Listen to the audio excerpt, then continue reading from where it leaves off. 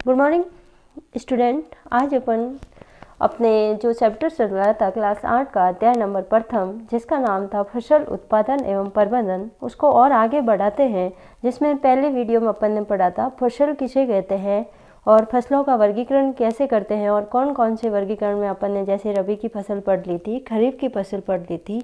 फिर अपन ने तीसरा पॉइंट स्टार्ट किया था कि फसल उगाने से पहले अपन को कौन कौन से स्टेप का पालन करना, कौन कौन से चरण होते हैं जिनको अपन फॉलो करते हैं।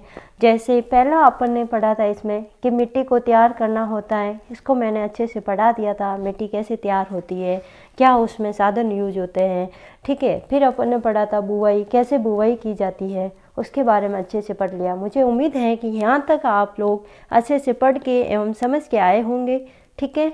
अपन आज पढ़ेंगे खाद और उर्वरक क्या होता है, इसके बारे में पढ़ेंगे कि खाद क्या है और उर्वरक क्या है, इसके बारे में पढ़ेंगे, ठीक है बच्चों। ठीक है, बस पढ़ते हैं खाद क्या होता है, उर्वरक क्या होता है। आप मुझे बताइए, अपन भोजन क्यों करते हैं? क्या कोई बता सकता है आप में से? आप सब सोचो क्या होता है, क्यों भोजन की जरूरत होती है। तो मुझे लगता है आप सबने सोच लिया होगा और अपना उत्तर बताने के लिए पूरे इच्छुक होंगे आप, ठीक है। तो आप सबका आंसर यही होगा कि अपन भोजन क्यों करते हैं, क्योंकि अपन को शरीर में पोषक तत्वों की जरूरत होती है। वो सब कहाँ से मिलते हैं? जैसे पोषक तत्व कौन कौन से होते हैं भोजन में? कार्बोहाइड्रेट, वसा, प्रोटीन्स, विटामिन्स, खनिज लवण, जल आदि। ये सब कहाँ से मिल रहे हैं अपन को? भोजन से। कहाँ से मिल रहे हैं? भोजन से। तो उसी प्रकार मिट्टी को भी पोषक तत्वों की जरूरत होती है। किसकी जरूरत होती है? पोषक तत्वों की। वो सब कहाँ से मिल रहे हैं उसको? तो वो सब कहाँ से मिलते हैं? खाद और उर्वरक से। कहाँ से मिलते हैं? खाद और उर्वरक से। तो ठीक है, अब आपको समझ में आ गया खाद और उर्वरक क्या होता है। अब मैं इसको परिभाषा के रूप में बोलना चाहूँ तो कैसे बोलेंगे? तो वे पदार्थ, क्या बोला मैंने? वे पदार्थ जिन्हें मिट्टी में पोषक स्तर को बनाए रखने के लिए अपन मिलाते हैं, उन्हें क्या कहते हैं? खाद और उर्वरक। क्या कहते हैं उन्हें? खाद और उर्वरक। ठीक है बच्चों, समझ में आ गया आपको क्या होता है खाद और उर्वरक? ओके, अपन अब पढ़ते हैं खाद क्या होती है और उर्वरक क्या होती है, इन दोनों के बीच में क्या अंतर है, इसको पढ़ेंगे। तो सबसे पहले पढ़ते हैं उर्वरक क्या होता है। उर्वरक क्या होता है?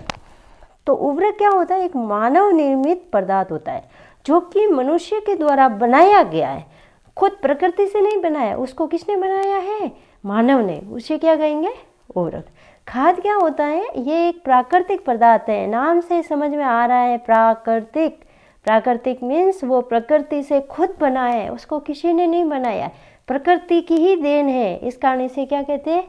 प्राकृतिक पदार्थ। ये कहाँ से मिलता है अपन को खाद? जो भी जंतु अपशिष्ट होते हैं और जो पौधों के अवशेष होते हैं, उनको अपन मिट्टी के अंदर ऊपर डाल देते हैं, तो उनका फिर विघटन हो जाता है। विघटन होने के बाद अपन को क्या प्राप्त होती है? खाद। क्या प्राप्त होती है? खाद। तो पहला अंतर आपको बच्चों समझ में आ गया कि उर्वरक क्या होता है? एक मानव निर्मित पदार्थ है, जबकि खाद क्या होती है? एक प्राकृतिक पदार्थ है जो हमें प्रकृति से प्राप्त होता है। ठीक है बच्चों, पहला अंतर आप सबको समझ में आ गया होगा, ऐसा मैं उम्मीद करती हूँ। फिर दूसरा जो अंतर है, इसमें क्या होता है? जो उर्वरक होता है ना, मनुष्य बना रहा है, तो मनुष्य इसका उत्पादन कहाँ करेगा? इसका उत्पादन मनुष्य कहाँ करता है? फैक्ट्रियों में। कहाँ करता है? फैक्ट्रियों में। जबकि खाद का अपन ने पढ़ा है कि खाद एक प्राकृतिक पदार्थ है, तो इसका निर्माण कहाँ हो रहा है? खेतों में। कहाँ हो रहा है? खेतों में ही बनाई जाती हैं। तो दूसरा अंतर आपको समझ में आ गया। इसका उत्पादन, उर्वरक का उत्पादन फैक्ट्रियों में हो रहा है, जबकि खाद का उत्पादन यहाँ बनाई कहाँ जाती है? खेतों में। ये दो अंतर आपको अच्छे से समझ में आ गए। अब तीसरा अंतर होता है कि जो उर्वरक होते हैं वो क्या करते हैं? उससे मिट्टी को कोई ह्यूमस प्राप्त नहीं होता है। ह्यूमस क्या होता है बच्चों? मैंने कहा ह्यूमस प्राप्त होता है। ह्यूमस क्या होता है? जो मिट्टी होती है ना, उसमें सबसे ऊपर की जो परत होती है वो क्या होती है? एक भूरी होती है और सररंध्र होती है। वो कैसे होती है, कहाँ से प्राप्त होती है वो भूरी परत? जो भी जैव मतलब पेड़ होते हैं, पेड़ के जो अपशिष्ट होते हैं वो, और जंतुओं के जो अपशिष्ट होते हैं, उनका विघटन होने के बाद कुछ अंश रह जाता है, वो क्या करते हैं, वो उस मृदा में क्या बनाते हैं, ह्यूमस। क्या बनाते हैं, ह्यूमस। ठीक है बच्चों, तो ह्यूमस क्या हो गया, ये आपको समझ में आ गया कि पौधों और जंतुओं के जो अवशेष पदार्थ होते हैं उनका ये जैविक भाग जो बच जाता है अवशेष होने के मतलब विघटन होने के बाद, उनसे क्या बनता है, ह्यूमस। वो क्या करते हैं, भूमि को बहुत सरंध्र बनाते हैं, जिससे वहाँ पे जो भी बैक्टीरिया वगैरह होते हैं, जीवाणु वगैरह, मतलब सूक्ष्म जीव वगैरह, वहाँ पे आराम से वृद्धि कर सके, रह सके। तो उर्वरक इस प्रकार का कोई ह्यूमस नहीं बनाते, क्योंकि ह्यूमस एक जैव पदार्थ है। ठीक है, वो इनसे नहीं बनता उर्वरक से। जबकि जो खाद होती है वो मिट्टी को क्या बनाती है, ह्यूमस, क्योंकि एक जैविक पदार्थ है। जैविक पदार्थ में पौधों और जंतुओं से प्राप्त हो रहा है, इस कारण इससे भरपूर मात्रा में अपन को क्या मिलता है, ह्यूमस। तीसरा पॉइंट आपको समझ में आ गया, अंतर क्या है। फिर चौथा है, ये एक प्लस पॉइंट है उर्वरक का, कि जो उर्वरक होता है ना उसमें पादप पोषक जैसे नाइट्रोजन, फॉस्फोरस, पोटेशियम, ये सब पौधों को जरूरत होती है, इनकी भरपूर मात्रा होती है इसके अंदर, उर्वरक के अंदर। जबकि खाद होती है वो क्या कुछ प्रकृति से मिल रही है ना, तो इसके अंदर पोषक तत्व तुलनात्मक रूप से उर्वरक की अपेक्षा क्या होते हैं, कम। क्या होते हैं, कम। ये एक इसका प्लस पॉइंट है, इसका ये एक नेगेटिव पॉइंट है। इस कारण किसान क्या करते हैं कि अपनी किसान को लगता है कि मैं जल्दी से जल्दी मेरी फसल को पकाऊं, जल्दी से जल्दी मुझे उपज प्राप्त हो, इस कारण उसके अंदर क्या डालते हैं, उर्वरक। जबकि खाद से अपन को जो फसल प्राप्त होती है उसमें इतनी वृद्धि नहीं होती है, उससे अपेक्षा कम होती है। अपन इसको अब एक समझेंगे, खाद, ये मैंने आपको 4 अंतर बताए हैं, उर्वरक क्या है, खाद क्या है, इसको मुझे लगता है आप सबको अच्छे से समझ में आ गया होगा।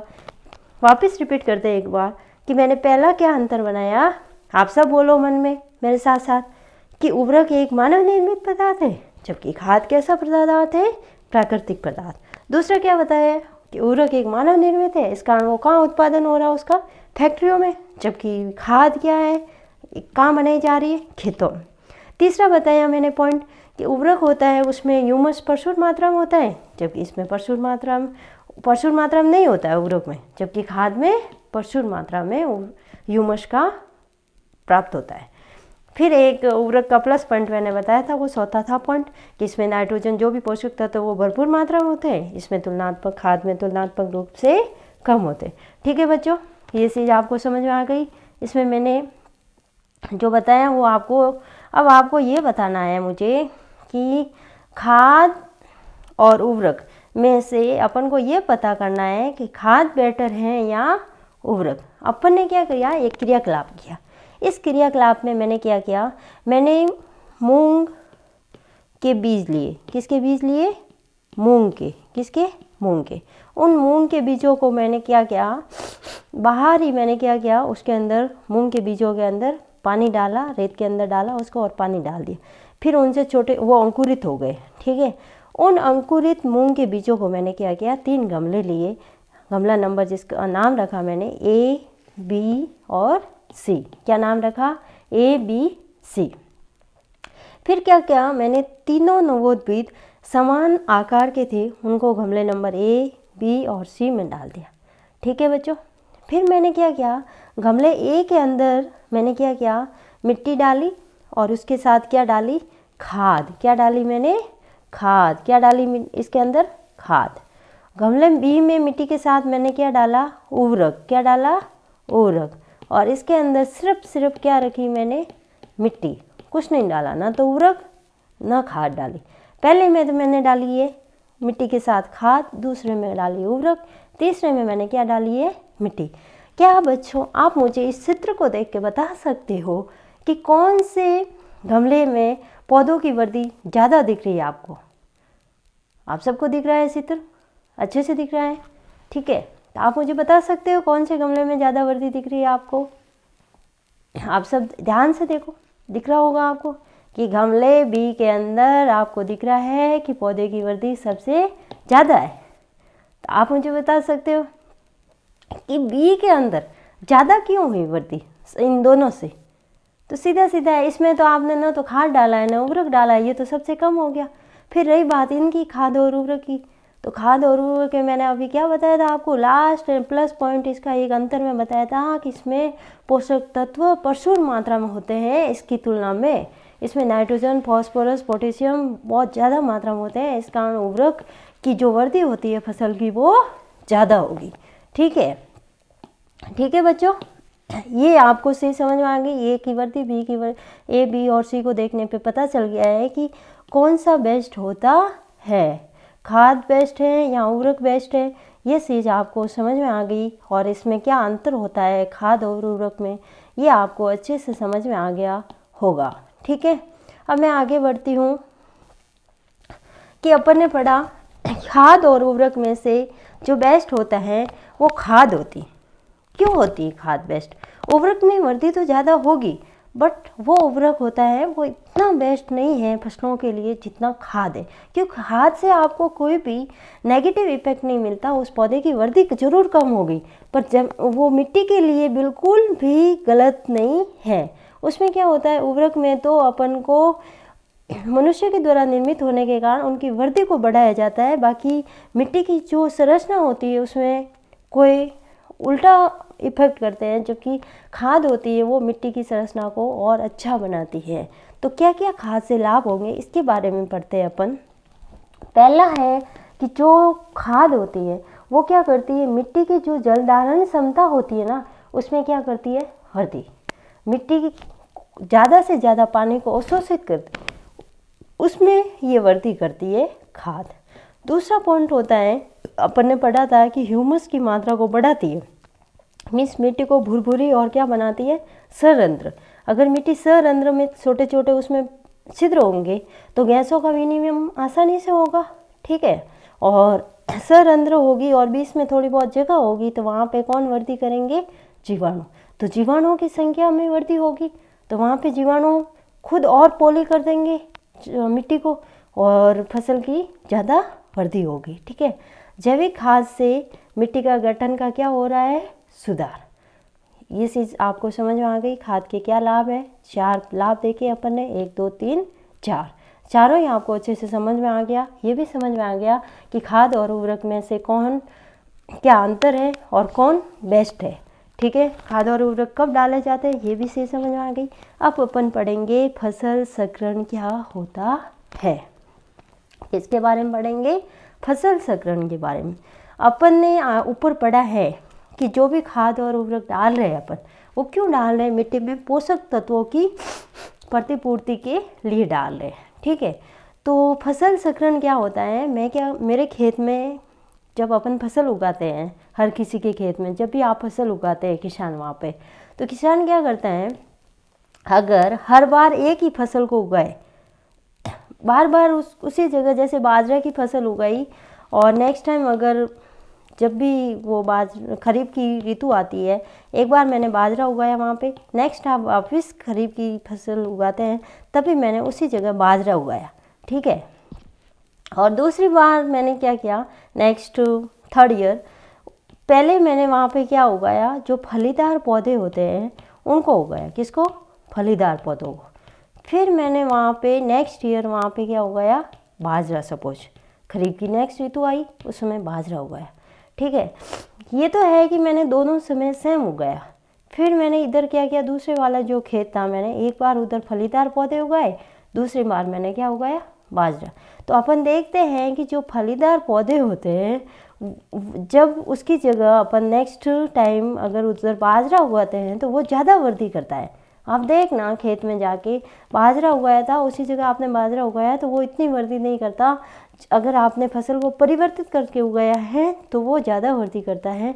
तो अपन अब ये देखते हैं कि फसल चक्रण क्या होता है इसके बारे में। तो फसल चक्रण क्या होता है, जब एक फसल के बाद खेत में अपन दूसरी किस्म की फसल एकांतर क्रम में उगाते हैं तो उससे क्या होता है, मिट्टी में पोषक तत्वों की प्रतिपूर्ति होती है। तो इसे क्या कहते हैं, फसल चक्रण। क्या कहते हैं, फसल चक्रण कहते हैं। ठीक है, जैसे एग्जाम्पल वैसे मैंने अभी बता दिया कि खरीफ की फसल में आपने वहाँ पे फलीदार पौधों को उगाया। ठीक है, फिर दूसरी बार जैसे रबी की फसल उगाई आपने वहाँ पे। ठीक है, तो वहाँ पे क्या हो रहा है, जैसे जो फलीदार पौधे होते हैं ना, उनकी जड़ों में छोटी छोटी गांठें पाई जाती, ग्रंथियाँ, जिससे छोटी छोटी गांठें होते हैं उनको क्या कहते हैं, गणतिकाएं। उन गणतिकाओं के अंदर एक बैक्टीरिया होता है, जीवाणु होता है, उसका नाम क्या है, राइजोबियम बैक्टीरिया। क्या नाम होता है, राइजोबियम बैक्टीरिया।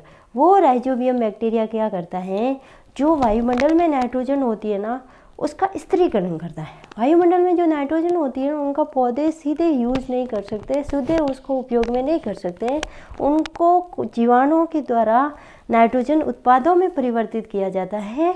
वो नाइट्रोजन उत्पाद पौधे के द्वारा यूज किए जाते हैं, उपयोग किए जाते हैं। तो ये जो जीवाणु होते हैं वो क्या करते हैं, उनकी ग्रंथिकाओं में प्रेजेंट होते हैं और उनका जो वायुमंडल नाइट्रोजन होती है उसका स्थिरीकरण कर देंगे।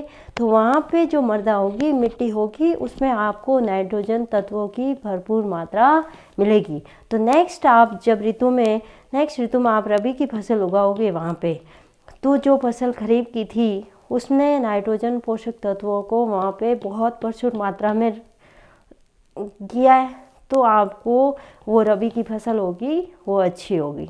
ठीक है बच्चों, आज अपन इतना ही पढ़ते हैं। जो मैंने पढ़ाया गया उसको आप अच्छे से पढ़ो, उसके नोट्स बनाओ और अच्छे से वीडियो को समझो। जो भी समझ में नहीं आए आप नेक्स्ट क्लास में इसको पूछ सकते हैं। ओके बच्चों।